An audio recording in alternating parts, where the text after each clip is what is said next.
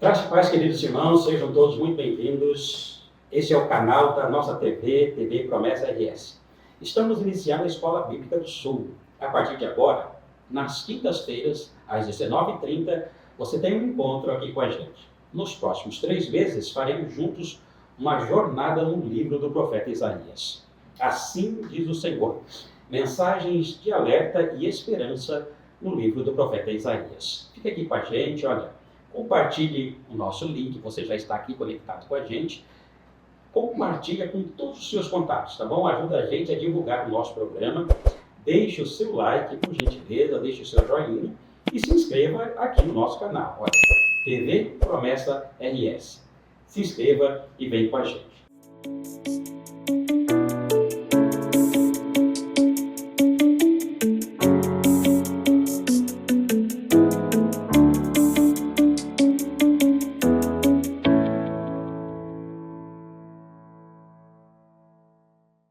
Escola Bíblica do Sul, estamos de volta. Essa primeira lição, nós temos aqui a alegria, o privilégio de estar com a gente aqui, Pastor Marcos. Pastor Marcos, ele congrega aqui na Gravataí, 65. Pastor Marcos, seja muito bem-vindo. Uma grande alegria tê-lo aqui com a gente. Obrigado por ter reservado aí um tempinho da sua agenda para estar aqui com a gente num momento tão especial, o primeiro programa, né, aqui da Escola Bíblica do Sul, aqui na nossa TV Promessa RS. Seja bem-vindo, por gentileza, fique à vontade aí para dar a sua saudação. Obrigado, pastor, primeiramente pelo convite, né, e por essa confiança a qual o Senhor depositou sobre as nossas vidas, para que nesse momento nós pudéssemos estar juntos, né, aprendendo sobre a palavra do Senhor, meditando nos ensinamentos do Senhor e compartilhando com alegria essa inovação aqui para a Convenção do Rio Grande do Sul, né? Já tínhamos o canal da convenção e agora nós temos aí a satisfação, o prazer de termos também a nossa escola bíblica aqui do Rio Grande do Sul. Realmente é uma bênção e só tem mesmo a agregar sobre a vida de todos nós aqui da convenção. E eu gostaria também de trazer um texto bíblico que eu acredito que seja muito pertinente e vai de encontro com tudo isso que tem acontecido sobre as nossas vidas, principalmente quando se trata do estudo da palavra, né? E a palavra do Senhor, ela nos diz que ali no livro de Colossenses, capítulo 3, verso 16, habite ricamente em vocês a palavra de Cristo. Ensinem, aconselhem-se uns aos outros com toda a sabedoria e cantem salmos, hinos e cânticos espirituais com gratidão a Deus em seus corações. E hoje nós estamos gratos a Deus porque nós temos este momento especial e estamos com a sua participação aqui, para juntos aprendermos, ensinarmos e nos aconselharmos sobre a palavra do Senhor. E nós já estamos aqui em celebração com hinos de louvor e adoração a Deus por este momento. Que Deus possa abençoar a vida dos nossos irmãos, dos nossos amigos que nos ouvem e acompanhe essa programação. Que Deus possa abençoar as suas vidas e também a toda a liderança, a equipe que está envolvida. Que Deus possa nos fazer prósperos e que possamos juntos colher todos esses frutos que estão sendo plantados, pessoal. Amém. Pastor Marcos, me permita pegar um pouquinho aí nesse seu gancho, né? Porque, de fato, assim, é um momento muito especial, né, da Convenção do Rio Grande do Sul. Um momento histórico, porque é o primeiro programa da nossa Escola Bíblica do Sul, né? Então, para a gente, assim, uma conquista, uma grande alegria. O pastor Marcos congrega aqui com a gente na Gravataí 65, é um grande entusiasta do ensino. Sempre digo para o pastor Marcos que ele, de fato, tem o Ministério do Ensino. Fala com muita facilidade, um grande conhecedor das Escrituras. E a gente iniciar essa jornada de aqui no Sul com a tua presença é uma satisfação. Os irmãos que estão em casa, é bom que se diga, até porque é o primeiro programa que nós estamos levando até você. Nós estamos aqui. Isso aqui é o estúdio da TV Promessa RS. Aqui com a gente, nos bastidores, nós temos o Nicolas. O Nicolas, ele é o diretor da TV Promessa RS. Temos o Rogério, que também faz parte da equipe aqui da TV Promessa RS. Eles estão aqui. Nós estamos aqui no seu visor, na sua casa. Você não está dando a alegria de entrar na sua casa, mas tem toda uma equipe trabalhando. E essa equipe vai estar aqui com vocês na Escola Bíblica, porque essa equipe já faz parte do nosso dia a dia, né? E outras outros momentos de programações que serão transmitidas até você. Mas estamos aqui, pastor Marcos, Nicolas, Rogério, toda a equipe da TV Viva a Promessa. Bom ter vocês aqui com a gente. É bom registrar, né? Porque é o nosso primeiro momento. Né? Muito bem, pastor Marcos. Então vamos lá, né? Profeta Isaías. Nós tivemos a alegria de iniciarmos a transmissão, entrando aqui nos lares dos nossos irmãos do Rio Grande do Sul, e justamente num livro muito especial que é Isaías, né? Hoje a gente vai ver sobre o profeta Isaías, a mensagem do profeta Isaías, né? Um livro que tem assim, ensinamentos extremamente relevantes, né? Hoje nós vamos estudar a lição, o capítulo 1, depois nós vamos estudando outros capítulos, mas é sim um momento maravilhoso, tanto de estamos iniciando a nossa escola bíblica aqui no Sul e justamente com o profeta Isaías, né? Eu pedirei por gentileza que fale um pouquinho aí sobre o profeta e a sua mensagem, a introdução aqui da nossa lição. A lição desse trimestre, nós tivemos a felicidade, né, de iniciarmos esses encontros falando justamente sobre os ensinamentos que nós vamos extrair aqui do livro do profeta Isaías. E a lição ela já nos conduz para algumas coisas muito interessantes, a qual nós vamos estar aqui discorrendo, o pastor vai estar conosco aqui, vamos estar conversando sobre isso. E certamente, se na época do profeta Isaías, em que ele caminhou aqui na Terra, houvesse um ranking dos livros, dos escritos, dos manuscritos que eram mais disputados, que eram o preferido do povo, certamente Isaías estaria entre eles. Nós temos aqui a referência de Isaías, ele era considerado por muitos historiadores, né, como o príncipe dos profetas, porque além de ser um profeta muito usado por Deus para alertar o povo, para orientar a nação, ele tinha algumas particularidades. Ele era uma pessoa extremamente versada, inteligente, e a forma com que ele escrevia era de fácil compreensão para o povo. Ele não usava tantas alegorias nas suas cartas, nos seus escritos, e facilitava o entendimento da mensagem para toda a nação. Certamente era um livro que estabelece, era como podemos dizer, um livro, um pergaminho que estava na casa de todo o povo, não é? Então, nós vamos ter agora esse privilégio de falarmos sobre a pessoa aqui do profeta, né? E aí é interessante, né? Essa influência, né? Claro, todos os profetas tiveram influência maravilhosa em todo o Novo Testamento, mas Isaías ele foi muito citado, né? Ele foi mais citado. Então a gente vê a questão deste profeta messiânico, tudo que estava relacionado a Cristo, né? Ela ali, como você bem disse, né?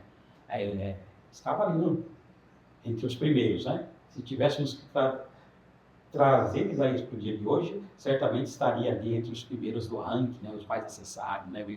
Mais acessado, né? De fato, Cristo fala, os apóstolos falam, o Novo Testamento está recheado de citações, né? Do profeta Isaías. E essa referência de não só o Senhor Jesus citar muito Isaías, mas, como o pastor Luiz falou, Isaías é o livro do Antigo Testamento, é o profeta, né, do Antigo Testamento que tem mais citações em todo o Novo Testamento. Ele está presente em praticamente todos os livros do Novo Testamento. E sua mensagem é uma mensagem forte, é uma mensagem que nos leva a refletir sobre as nossas vidas e principalmente o nosso relacionamento com Deus. E é fascinante, é um livro que é muito gostoso de ler e a gente tem vários conhecimentos que a gente pode extrair dessa leitura, dessa meditação sobre o livro do profeta Isaías. São muitos, né, professor? É uma quantidade realmente bem expressiva. A gente vai ficar aqui durante 3 meses, né, os próximos 3 meses, aqui entrando na sua casa, falando exatamente sobre isso. Assim diz o Senhor, mensagens de alerta e esperança no livro do profeta Isaías. E certamente que a gente vai apenas dar um lampejo daquilo que a gente pode extrair, como disse o pastor Marcos, são muitas orientações, são muitas lições, direcionamentos de Deus através do profeta Isaías. Pastor Marcos, então vamos lá, vamos pensar um pouquinho aqui, compartilhar com os nossos irmãos aqui, nosso amado Rio Grande, sobre o mensageiro, né? A denúncia sobre o apelo, tudo aí no primeiro capítulo do profeta Isaías. Eu já vou direto aqui às perguntas, porque estão todas elas relacionadas aos comentários, né? E para a gente tentar ficar dentro do nosso tempo. Pastor Marcos, então vamos aqui para a primeira pergunta. Quem era Isaías? Escreva as informações e hipóteses disponíveis sobre o profeta contidas aqui no primeiro item aqui da nossa lição. Quem era ele? Quais são as informações, quais são as hipóteses referentes a Isaías? Maravilha, pastor, maravilha. Isaías, irmãos, então, ele era, além de ser um dos profetas, né, mais citados, mais mencionados, isso nós temos essa informação posteriormente à sua época, mas ele tem toda essa expressividade porque o seu ministério, ele durou por cerca ali de 4 décadas. Foi mais ou menos ali entre o ano 740 e 700 antes de Cristo. E ele teve o privilégio, né, que muitos profetas de sua época não tiveram, que foi acompanhar vários reis, né, durante o seu ministério. E como ele era um profeta que exercia o seu ministério na região do Reino Sul, ele foi muito bem sucedido, porque ele não foi perseguido, não foi caçado, conforme alguns outros contemporâneos. Então, ele teve um ministério muito abrangente, e nós podemos ver que sobre a sua vida pessoal, além de ser um homem letrado, certamente ele pertencia à nobreza, porque a lição ela vai nos dar um embasamento que ele era primo do rei Uzias, e o seu pai, Amós, ele seria irmão de Amazias. Então, ele já tem uma linhagem, né, da nobreza, e tinha o seu chamado dado por Deus para exercer o anúncio da palavra para os nobres, que era quem poderia ajudar a nação a se achegar a Deus. E um outro fato interessante sobre a pessoa de Isaías, ele tinha um ministério completo, né? Isso eu sempre falo na minha casa, que hoje eu tenho um ministério completo. Eu exerço auxílio na prática do sacerdócio, então é a vida espiritual. Eu tenho já não só uma esposa, mas agora eu tenho uma mãe de filhos. Então Isaías é assim, tinha o seu ministério completamente, tinha a sua esposa e tinha também 2 filhos, conforme nós vamos ler um pouquinho mais adiante ali no capítulo número 7, que vai descrever um pouco da sua família. Então Isaías era esse homem que pertencia à nobreza, era um homem que tinha um ministério profético duradouro e também tinha a sua responsabilidade paterna também para orientar, né, e instruir os seus filhos no caminho correto, né, no caminho, no melhor caminho que existe, né, que a gente poder ter o privilégio de orientar, de ensinar os nossos filhos a conhecerem a Deus, a saberem quem é o Senhor. Isso para nós já é gratificante. Imagina para um homem, né, o calibre aqui, o profeta Isaías, né? Informações importantes, interessantes, pastor Marcos, obrigado, né? É interessante, né, quando você diz sobre a possibilidade desse grau de parentesco com o rei Uzias, ser primo, é interessante, porque de fato, né, a gente lendo o profeta, a gente vê a facilidade, né, que ele tinha um certo acesso mesmo à realeza, né? Diferente de alguns outros profetas, né, que tinham um pouco mais de dificuldade nesse sentido de chegar até a realeza. Isaías ele tem entrada e saída tranquila, né? Possivelmente, então se justifique mesmo. Só que se ele tem uma facilidade por um lado, eu acho que quando também assim, o fato de ser parente, né, quando tem que dar uma advertência, uma admoestação para um parente, nem sempre é muito simples, né? Ficava um pouco mais difícil da aceitação. Da aceitação, também. É interessante. E também, né, parece que a tradição diz que Isaías não teria morrido uma coisa assim tão simples, a morte dele, né, pastor? A morte de Isaías, a tradição judaica, ela vai nos ensinar que Isaías ele teve uma morte muito trágica através do rei Manassés. Né? O rei, ele, após ter capturado Isaías, ter prendido ele deu fim à vida desse profeta, segundo a tradição, cerrando ele ao meio. Então ele teve uma morte, segundo a tradição, muito, muito trágica, dolorosa, encerrou o seu ministério ali já numa idade avançada, tendo esse desfecho lamentável, né? Uma morte muito trágica e violenta. Terrível, né? Terrível, né? Tem gente até que cria o link com essa morte dele, dessa tradição, com Hebreus 11, né? Os heróis da fé, como morreram, né? Cerrados ao meio, né? Como se estivesse fazendo uma referência direta a ele, né? De fato, assim, se confirma mesmo esse fato, essa tradição é uma morte terrível. Imagina, é quase que inimaginável, né? Cerrar uma pessoa ao meio, mas é uma morte trágica. Mas aproveitando aqui só um pouquinho antes da gente entrar aqui na segunda pergunta, que eu acho interessante uma informação, quando fala que o profeta Isaías, ele é um profeta do sul, né? Que ele é um profeta ali da região de Jerusalém. Nós, não sei se você se lembra, porque já faz muito tempo, nós estudamos uma lição sobre a monarquia. Já tem muito tempo, né? E fala sobre toda essa questão dos reis de Judá, os reis de Israel, enfim. Mas só para situar um pouquinho os irmãos, como o pastor Marcos fala que Isaías, ele era um dos profetas do Reino Sul. Vocês lembram assim, ó, que o povo de Israel assume toda Canaã e ela é dividida entre as 12 tribos. Toda aquela parte de Canaã é dividida entre 12 tribos. E vai ter o rei Saul, depois vai ter o rei Davi, depois vai ter o rei Salomão. Com a morte do rei Salomão, 10 tribos, dessas 12 tribos, 10 vão seguir a Jeroboão, e 2 tribos, que é a parte do sul, vão seguir ao filho de Salomão, que é Roboão. Então, há uma divisão das 12 tribos com a morte de Salomão. E aí, consequentemente, serão 2 reinos. O reino do norte, que segue a Jeroboão, que são as 10 tribos, e as 2 tribos no reino sul, que seguirão a Roboão, que é filho de Salomão. Então, o reino norte, ou Israel, e o reino sul, ou Judá. Aqui nós vamos ter reis, e aqui nós vamos ter reis. Às vezes eles vão estar se ajudando, e às vezes eles vão estar, como diz o gaúcho, peleando. Mas é muito mais brigas do que acordo, né? E temos profetas no norte e temos profetas no sul. E é nesse contexto, só para os irmãos se situarem, que o pastor Marcos nos informa que Isaías ele está aqui, ó, no reino sul, aqui em Jerusalém, nessa parte de baixo, né? As 2 serão levadas em cativo, aqui haverá um cativeiro assírio, e aqui haverá um cativeiro babilônico, que nós vamos estudar isso aqui também. Mas só para os irmãos situarem que essa informação, quando o pastor Marcos fala que ele é um dos profetas do reino sul, que tinha a capital de Jerusalém, e o reino norte, que tinha a capital de Samaria. Por isso que os samaritanos não se davam com Deus. Muito bem, vamos seguir aqui para a segunda pergunta, né, pastor?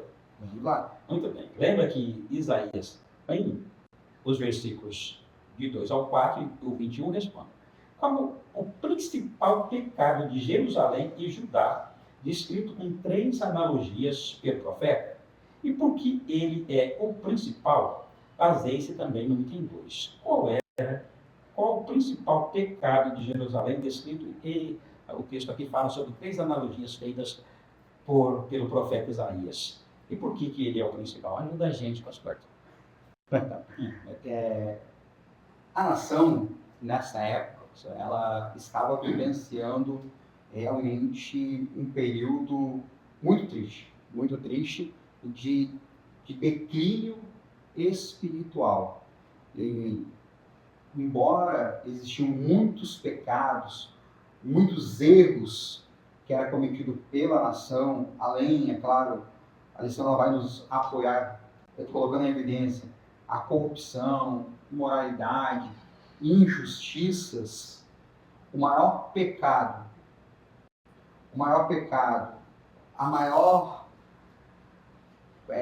o erro mais grave que o povo cometia era realmente a rejeição ao Senhor. O abandono do Senhor era trocar um Senhor Deus amoroso, bondoso, salvador e misericordioso com outros amigos. E as analogias que vão ser apresentadas aqui no livro do profeta, elas são extremamente aplicáveis e compreensíveis para os dias de hoje.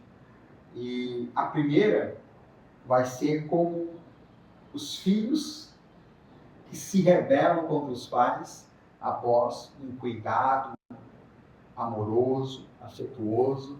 Quem de nós não vemos situações como essa em nossos dias, né?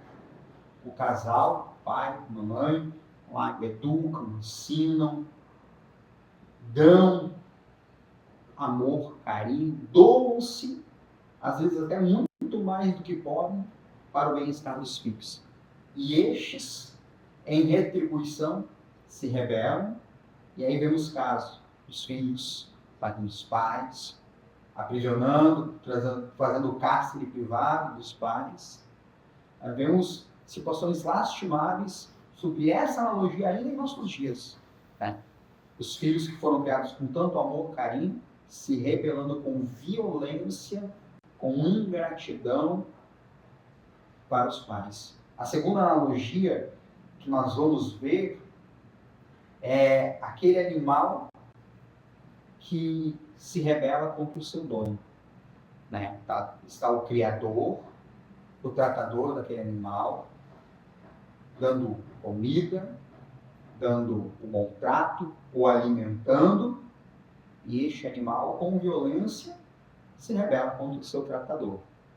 Às vezes, nós vemos isso também nos dias de hoje, os tratadores em agropecuárias, em sítios, em fazendas, cuidando dos animais, e vemos tragédias acontecendo, né? Os animais se rebelando contra os seus criadores. E a última analogia, que é a que me chama também a atenção tanto quanto a primeira, é como uma esposa ingrata ao amor de seu esposo. E não somente trai uma vez, porque trair uma vez é um pecado, é um delito. Mas o que nós vamos ver Isaías falando é que essa esposa, ela trai o marido em prostituição. Ou seja, o entendimento aqui é que é uma situação repetida, constante, que não foi por um deslize, mas houve uma intenção, houve um intuito de abandonar o seu esposo, abandonar o seu cônjuge e se entregar à imoralidade. Então aqui estão as três analogias que representam isso, da rejeição ao Senhor. E aqui é um entendimento que é realmente o maior pecado, né? É o maior pecado que o povo estava cometendo contra o Senhor naquela época. Pastor Marcos, é interessante, né? Você vai explicando e a gente vai pensando assim, porque o texto está falando exatamente isso, né? Fala sobre um filho que é cuidado e um filho que recebe todo o cuidado dos seus pais. A gente pensa que naturalmente ele deveria amar o pai, cuidar do pai, respeitar o pai, né? A consequência seria essa, a consequência de um animal bem cuidado do seu dono seria a gratidão, da mulher que é bem cuidada pelo esposo era a gratidão, é o respeito. E na realidade deu tudo errado na mente e no coração do povo, né? E aí é importante isso, né? Porque você está explicando, eu estou pensando assim, porque toda essa administração de Isaías, elas são severas, elas são contundentes, mas elas não estão sendo direcionadas a uma pessoa, né? A um rei apenas, a um sacerdote apenas, né? Tudo isso está sendo direcionado a toda a nação. Claro que quando fala de Judá e Jerusalém, porque Jerusalém é a capital do Império. Então está dizendo assim, desde a maior a todas as cidades, desde a maior às menores, todo o povo, toda a nação rejeitou. Há uma rejeição, né? E não é uma coisa simples, né? A nação, aqui o profeta está pregando Deus, falando sobre Deus. Outros profetas vieram antes de Isaías, é a nação de Deus, é o povo de Deus, mas é uma nação que rejeita. E essas ilustrações, essas analogias, elas são um juízo terrível, né? Porque assim, a gente pensar que toda uma nação que foi totalmente cuidada, né? Que poderia ter um feedback maravilhoso em tudo aquilo que Deus fez, todo cuidado, né? Com certeza. Rejeita, né, pastor?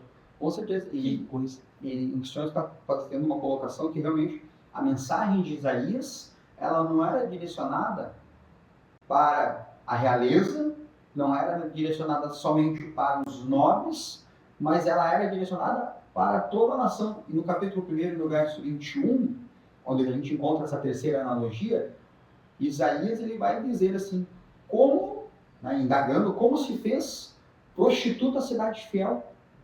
De que maneira a cidade que era a cidade do povo fiel se tornou uma cidade prostituta.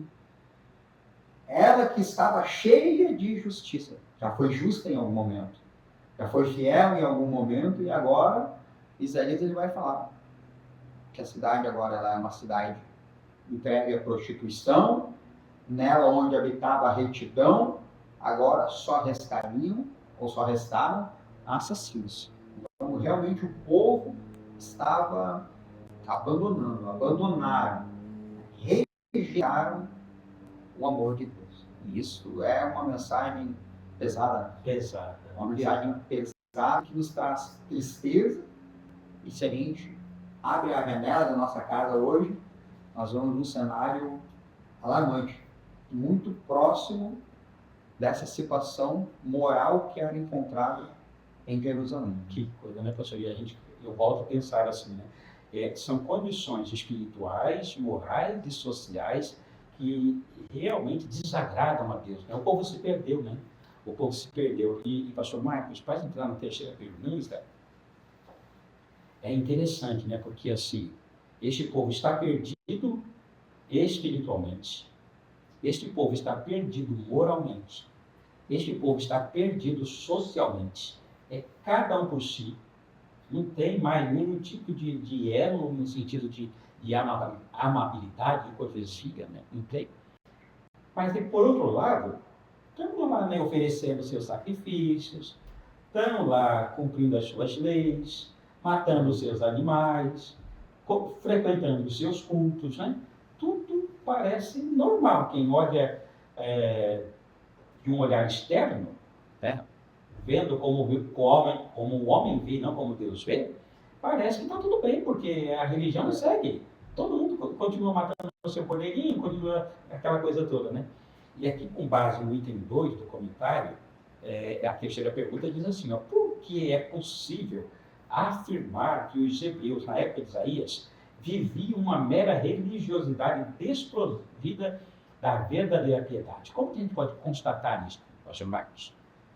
Essa pergunta ela é muito pertinente, porque ela realmente vai trazer um embasamento maior, uma contextualização mais clara desses alertas que Isaías ia fazendo.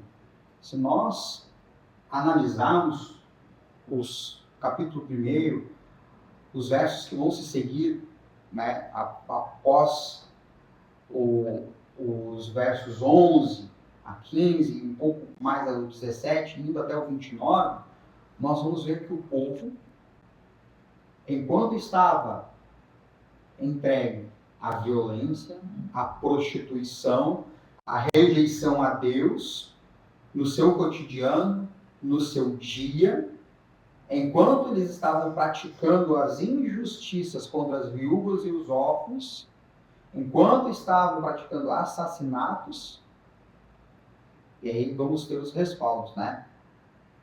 Enquanto praticavam a justiça contra os viúvos e os órfãos, verso 17, praticavam assassinatos, versos 21, enquanto roubavam os mais vulneráveis, versos 23, enquanto adoravam deuses estranhos debaixo dos carvalhos, versos 29, eles estavam simultaneamente frequentando o culto. Que é inacreditável, né? Como se nada estivesse acontecendo. Olha só. É um ditado é um dito que a gente escuta muito. Durante o dia, pratico a iniquidade e durante a noite eu tento praticar a amabilidade. E o povo estava perdido. Já não sabia mais o que era discernir do que era certo, o que era errado, não conseguia discernir o santo do profano. E para eles, enquanto estavam se prostituindo, roubando, não prestando auxílio durante os dias, durante a oportunidade que tinham de fazer o bem, no momento de prestar o culto, a adoração ao Deus verdadeiro, a lição ela vai nos dizer que eles iam ao templo, não só a lição, mas a palavra do Senhor vai nos dizer que o povo ia ao templo, normalmente, ofereciam seus sacrifícios, acendiam os seus incensos, participavam das festas sagradas. O que me deixa triste é perceber que eles oravam, entregavam o sacrifício na intenção de agradar a Deus. E aqui no verso 11, Deus vai dizer para o povo: do que me serve a multidão dos sacrifícios que vocês me oferecem? De nada ia ser. Não vale nada. Nada vai nada. Eles estavam orando, né, pastor? Estavam frequentando os cultos, abriam o inário, cantavam o inário, ouviam o sermão, levantavam a mão, fazia tudo, né? Parecia que estava tudo bem. Né? Mas estavam, como você disse, né? Injustiça contra o viúvo, injustiça contra o órfão, estavam praticando assassinatos, estavam roubando os vulneráveis e adorando outros ídolos. Né? Então, é uma corrupção terrível que Isaías estava enfrentando mesmo. Né? Realmente é uma coisa que me chama muita atenção, e eu vejo isso muito latente nos dias de hoje, pastor, no meio do povo cristão, que é exatamente isso que o povo estava passando aqui. Esse povo, eles não estavam passando outra coisa a não ser perda de identidade. Não sabiam mais se eram cristãos, se eram o povo escolhido de Deus, tá? Se eram o povo que Deus os chamou, não sabiam se a sua identidade era essa, ou se eram assírios, babilônicos. A sua identidade como o povo santo, zeloso, povo escolhido de Deus, já tinha sido colocado em dúvida. Se corromper. Se corromper. Que situação. Então, Sr. Marcos, para a gente chegar aqui na quarta pergunta, por causa do nosso tempo, a gente vê aí que o cenário não é bom, é preocupante. Né? Como você disse, traz tristeza. Né? Quando a gente pensa nesse cenário macro, de fato mesmo dói na alma. Né? Mas existe um direcionamento de Deus para que Jerusalém e Judá não sofressem as consequências da consequente quebra da aliança, porque tem uma aliança. Deus faz uma aliança com esse povo. Mas na aliança, todas essas questões que foram levantadas, elas deveriam ser evitadas. Mas o povo entra de cabeça. Né?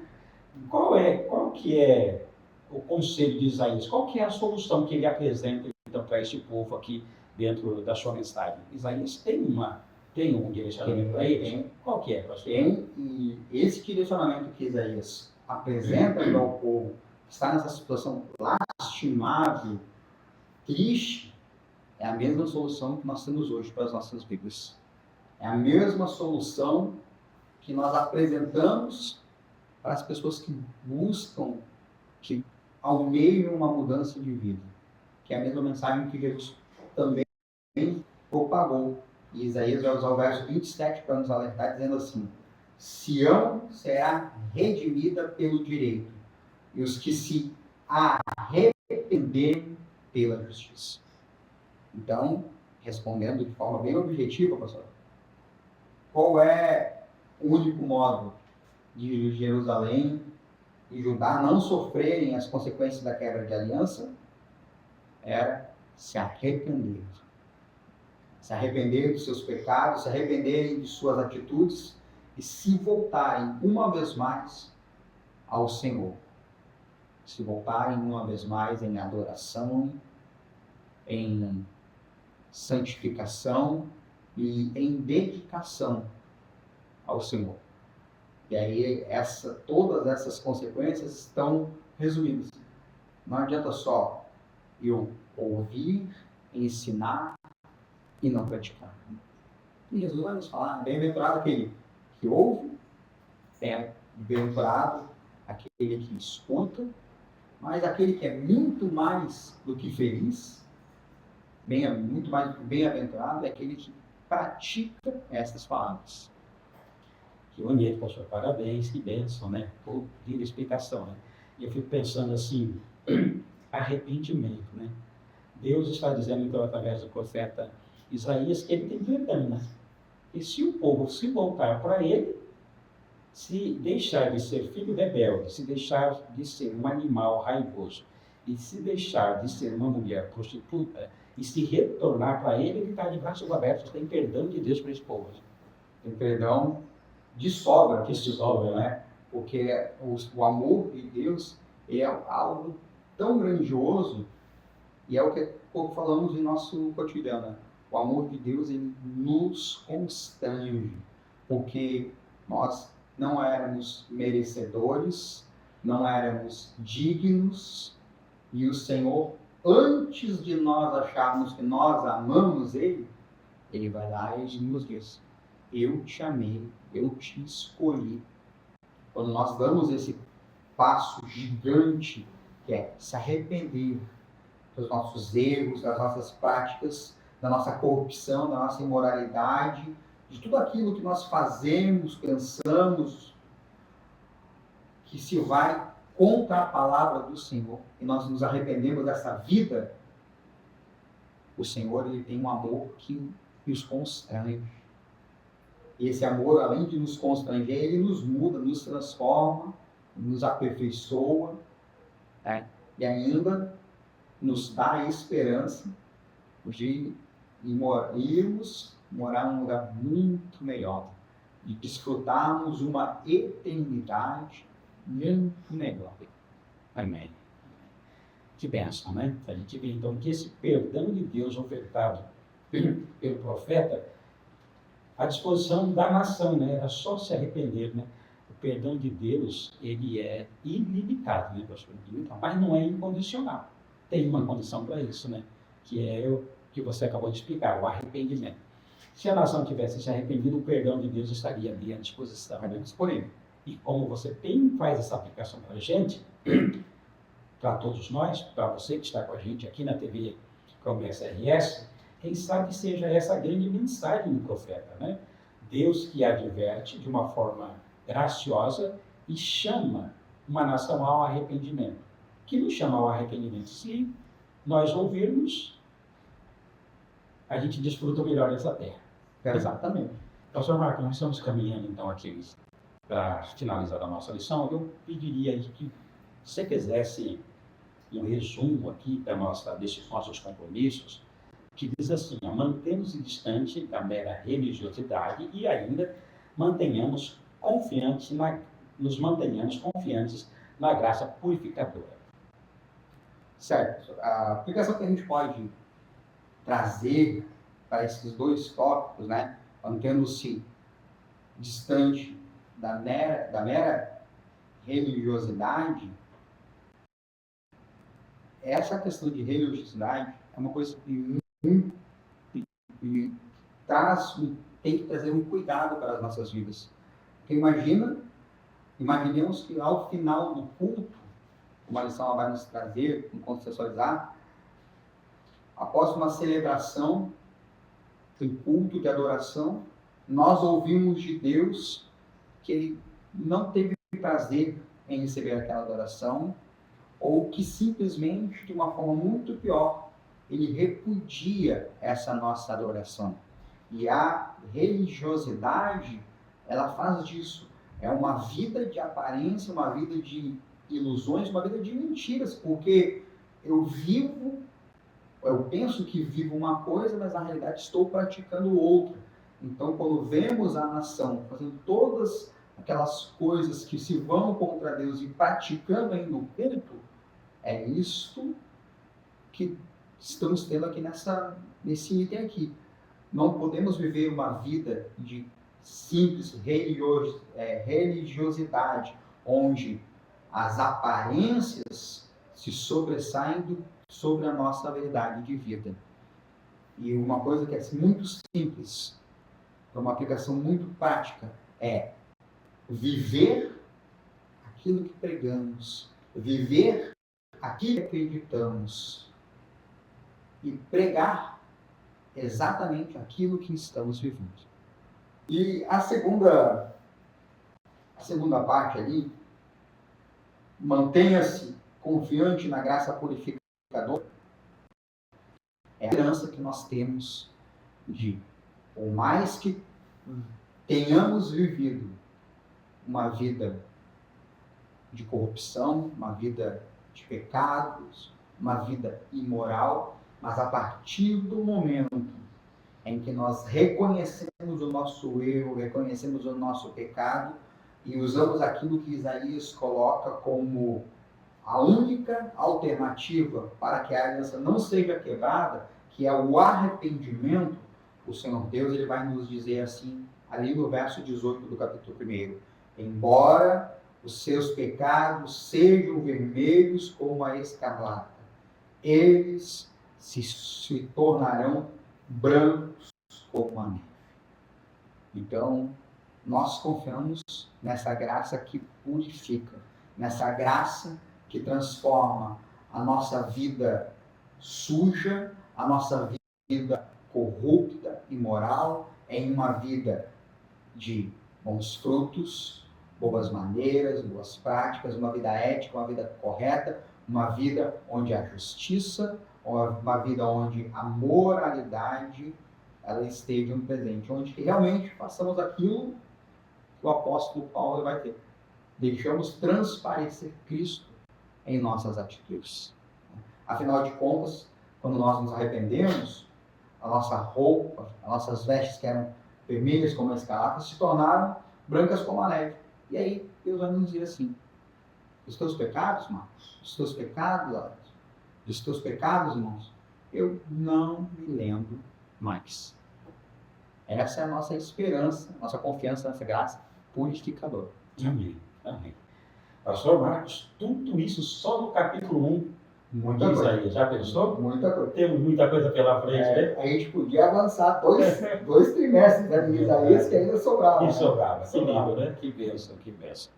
É, de fato, né? A gente foi extremamente edificado hoje. Que Deus abençoe. Obrigado, meus irmãos. Obrigado. Nós estamos chegando ao final da nossa lição. A primeira desse trimestre, com a alegria do pastor Marcos aqui com a gente.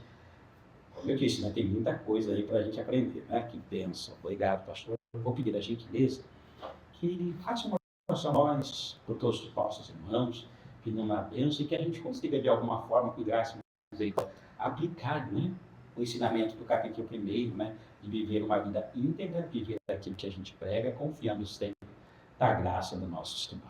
Amém. Então, quero convidar-nos a fazer essa oração em nome do Senhor Jesus. Querido Deus, eterno Pai, em nome do Senhor Jesus Cristo, seu Filho amado, nesse momento, Pai querido, Pai amado, nós louvamos e glorificamos o Teu nome. Te glorificamos, ó Pai, por tudo aquilo que o Senhor tem feito, por tudo aquilo que o Senhor ainda há de fazer sobre as nossas vidas. Te louvamos, ó Pai, pela Tua graça, pelo Teu amor, pela Tua misericórdia que nos alcançam em mais um dia. Senhor Deus, lemos aqui a Tua palavra, aprendemos juntos a importância, Senhor, de nos arrependermos, a importância de levarmos uma vida de arrependimento constante diante do Senhor. Nós te rogamos, ó Pai de amor, que o Teu Espírito Santo venha nos auxiliar, venha nos capacitar, venha nos conduzir ao centro de Tua vontade, ao centro do Teu querer, e que possamos, ó Pai amado, com a ajuda do Teu Espírito Santo, guardar as Tuas palavras em nossos corações, que Tua palavra provoque em nossa vida transformação, mudança e principalmente produza o arrependimento para podermos estar fazendo a tua vontade e sermos achados dignos, ó Deus, de estarmos com o Senhor na presença dele. Tudo, ó Pai amado, nós te entregamos em tuas mãos e te glorificamos por essa oportunidade. Que o Senhor possa abençoar os líderes, os diretores deste momento e que aonde neste momento estejam ouvindo a tua palavra, que o teu Espírito Santo esteja falando ao coração de cada um dos ouvintes, a cada um dos irmãos, dos amigos que nos ouvem, que tuas bênçãos, que tuas misericórdias alcancem essas pessoas e que vidas sejam transformadas e edificadas pelo poder da palavra sua. Tudo te louvamos em nome do Senhor Jesus. Amém. Glória a Deus. Amém. Graças a Deus. Graças a Deus. Pastor Marcos, a nossa gratidão, que Deus continue abençoando a sua vida. Sua esposa, fala pra gente o nome da sua esposa. A minha esposa é a irmã Veridiana. Veridiana, e os filhos? Os filhos lá é o Heitor, O Heitor. nosso mais velho, de 4 anos e meio, e o Arthur, de 1 ano e meio. Heitor, Arthur e a Veridiana. Deus abençoe, estão com a Amém. gente aqui. Deus abençoe. Muitíssimo obrigado. Queridos irmãos, que Deus abençoe vocês. Olha, não se esqueçam, tá bom? Compartilhem sempre o link da TV Promessa RS. Contamos com vocês para divulgarem o nosso canal. Deixe o seu like nessa escola bíblica de hoje, que foi fantástica, maravilhosa. Pastor Marcos aqui, extremamente usado por Deus para alimentar nossas vidas. Deixe lá o seu like, tá bom? E se inscreva, se você ainda não é inscrito, se inscreva aqui no nosso canal TV Promessa RS. Que Deus te abençoe. Muitíssimo obrigado. Quinta-feira, na próxima semana, às 19h30, nós retornamos, temos um encontro com cada um de vocês. Muitíssimo obrigado. Fiquem com Deus.